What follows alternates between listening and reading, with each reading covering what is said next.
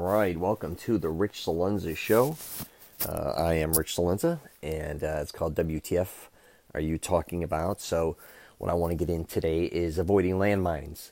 I kind of talk about this in my Mastering Self-Confidence program with a lot of guys. I just did another podcast for somebody, and it's really about learning, especially when you first start dating, what to look out for, and not having sex with these women that you're meeting or dating.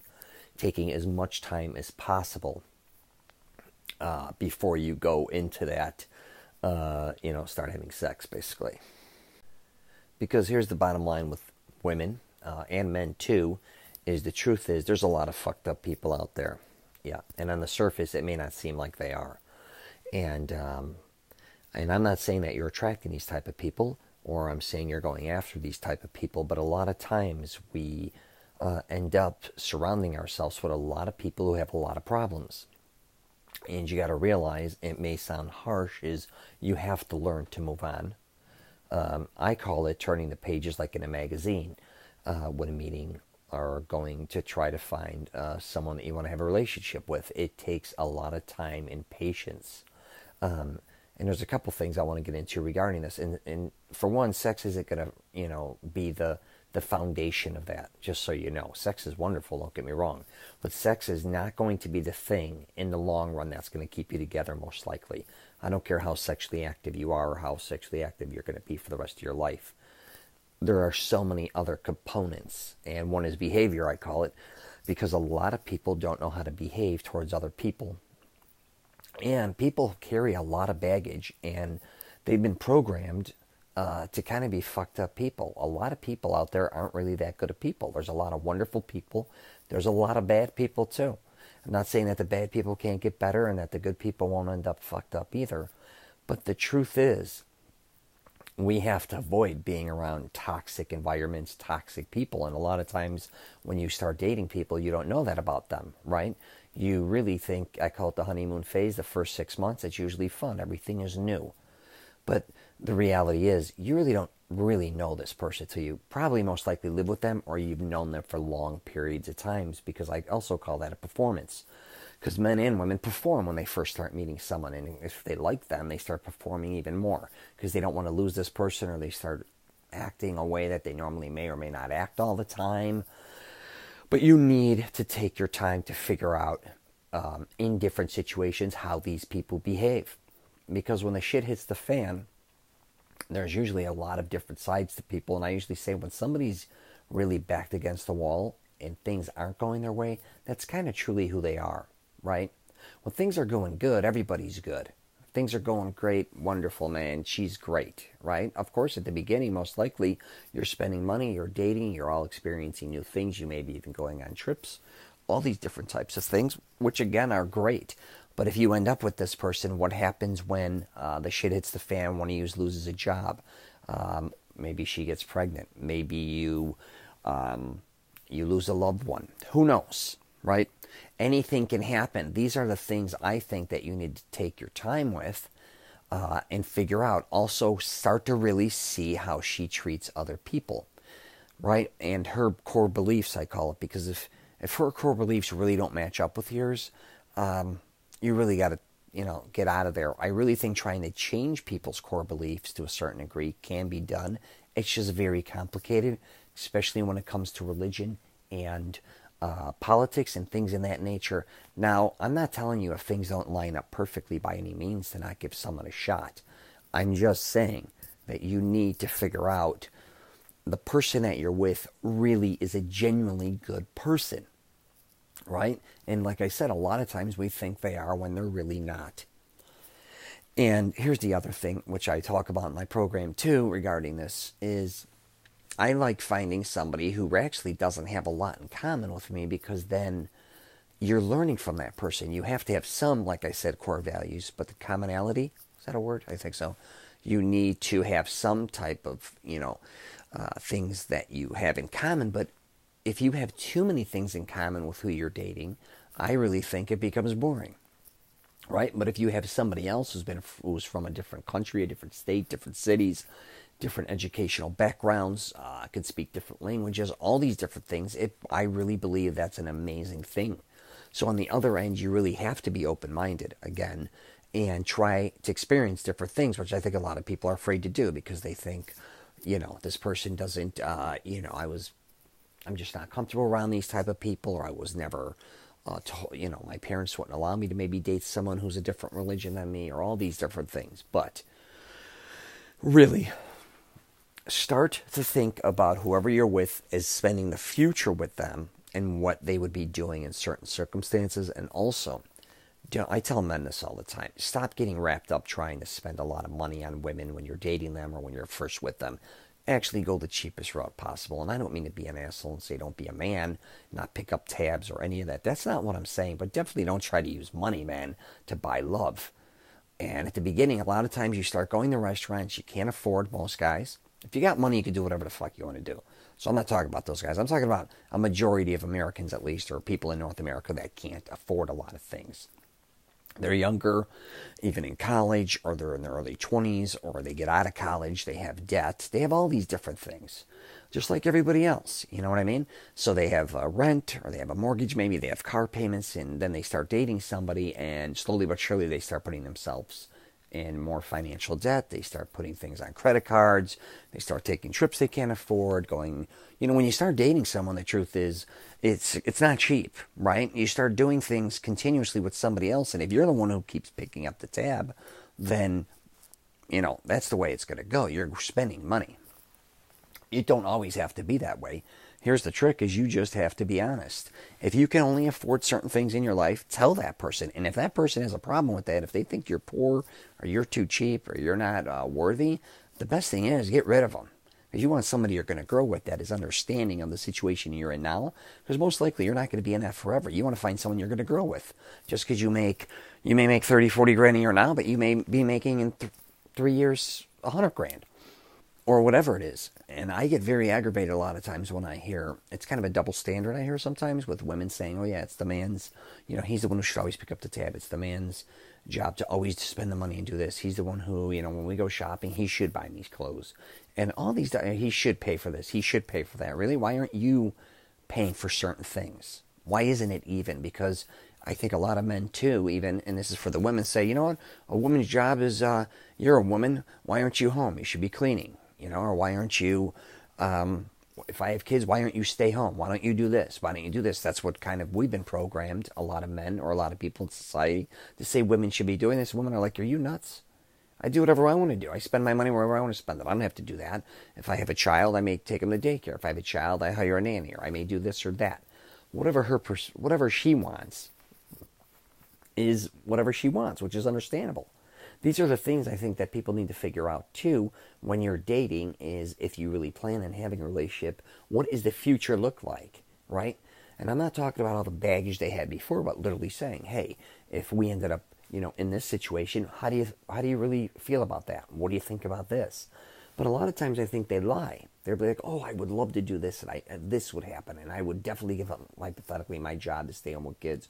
Or, no, I don't want kids. Or, if I had a kid, I would hire a nanny, or I would take him to daycare, like I said. All these things you may not agree upon.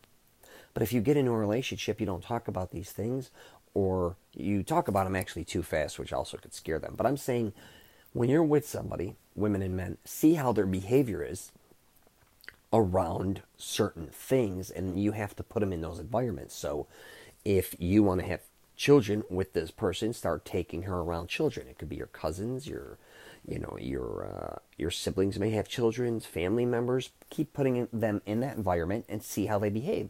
You can tell really quick the coreness. Do they really get along with kids? Do they want to spend time with your family and your nieces and nephews, or all these things? Because that's really what's going to show you who they really are. Not going on dates and talking shit about things all the time, right? And I always say, if you're going to be in a relationship, you need to also understand her values and what she expects out of a man. You may not want to be anything like what she wants, and you got to be honest about that. And don't say, oh yeah, well, I'll see how that goes, or that flies. No. You may not want to keep up with the Joneses, hypothetically, and all this shit. So if you feel that way, you feel that way. you don't feel like, she may want a big home in the future. She may want expensive cars. She may want her kids to go to exclusive universities or all these type of things, which is wonderful. But you may be like, no, I'm the type of guy who's kind of off the grid. I want to go to Utah and live in the mountains, or I want to do this or that in the future. When I retire, I want this, because you're going to have goals, really long-term goals. And a lot of us think they're going to change or they're this or that, but we all know who the fuck we really are, right? Just make sure you're upfront about those things. Now, you most likely are going to change. Everybody evolves. So the way you feel now, I always tell my daughters, the way you feel now, I can assure you in 3 years, you'll be like, God, I can't believe I thought that way. Or I can't believe that's what I wanted to do. Some things you'll always stick with. Like, say, I always want to go to Italy and stay in Italy for long periods of time. That has never left me. But on the other end, me saying, oh, I want to do this for the rest of my life, or I want to live here for the rest of my life, or I want to do this for the rest of my life, I'm constantly evolving because things change. I don't know what's always going to come into my life, right? I don't know if, if an illness comes in. My parents actually are still alive, but what happens with them too if something happens to one of them, or, all these different things, because we can't control what the future is as far as what's going to happen. You can't. You don't know what's going to happen to you. I may get in a car and be paralyzed tomorrow from the waist down, or I don't know what's going to happen. Even as far as me, I love creating different things. So if I take on a new project, it takes me in a totally different, area. If you're that type of person, especially if you're creative, you have to find somebody who's understanding. Because creative people that I know, for the most part, they really get engulfed on what they want to do. And if you're going to date somebody that's very creative, that's another thing. You really got to keep your mind open and learn to be accepting, because a lot of creative people too, let's just say acting or the film industry, because I know that industry a little bit, they have to, move to different places to get different jobs, live in different spots to do different things.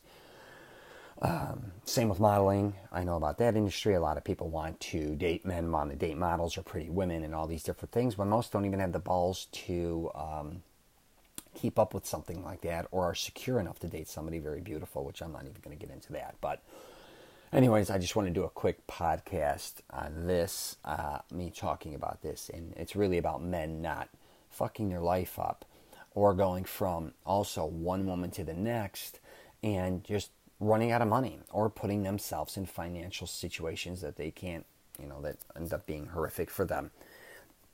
And sometimes when you're dating someone, you got to realize, I talk about this really in my program, you can help people without always spending money on them. You may have a lot to offer. So if you're dating somebody and you don't have a ton of money, or you don't feel like spending a lot of money, you say you go to a gym a lot, you can help whoever you're with to see if they want to work out with you and help train them. If they don't have money to put on a car for a downstroke, or get an apartment, or whatever their problems are financially, you may help them with their credit. That doesn't mean you give them tons of money. That's usually not going to help them at all, right? You're giving them something that they really haven't achieved, nor do they really know. They're just going to probably end up putting themselves right back in another bad position. You got to help them with their finances, especially if you're going to plan on being with them, because then what happens is, if they have bad credit now, which can happen to anybody, and if you help clean it up or you help pay it off, it gets cleaned up. In the future, she probably ends up maybe spending too much money in different areas again, and she can't pay that as well. So teaching her how to budget her money would be a great thing. I think the future has become too possession-driven instead of just helping one another as far as other things go. Like, let's say her car's filthy. You help clean her car and say, listen, I don't like a dirty car. My car's always clean. I'll help you clean your car, but let's, and the same could go for your apartment, and vice versa. She may like she's kind of a clean freak and you're dirty. You got to understand and say, hey, you got to meet her halfway with these type of things, because, a lot of people aren't going to stand for certain things regarding that. So I'm going to wrap that up there. Thanks for listening to the Rich CELENZA Show. WTF are you talking about? You get a chance, check out my YouTube channel. It's just Rich CELENZA. And my Mastering Self-Confidence program. I'm always trying to help men find the women or woman of their dreams, even if they've been through a bad breakup or divorce. I know it's not easy, and I put up these podcasts because I think I can relate to a lot of guys to a certain degree, I think. And I was born and raised in the nightclub business. You may have heard that before, but I've been surrounded by women and dudes their whole life, and I've always seen kind of a bipolar life of how people behave when in different environments, I guess you could say. And I think that's what I've kind of have a master's in that.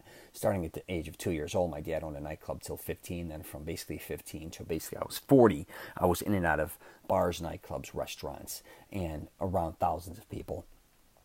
And I really call people out for their behavior, because it really comes down to behavior. How do they behave? And a lot of people have a lot of different sides to them they don't want to admit when they're with their buddies, which we all are. We're one way. When we're with a girl, we're another way. When we're, hypothetically, when we're in clubs, we may be another way. When we're with our parents, we may be another person. When we're with our colleagues, we're kind of another person. And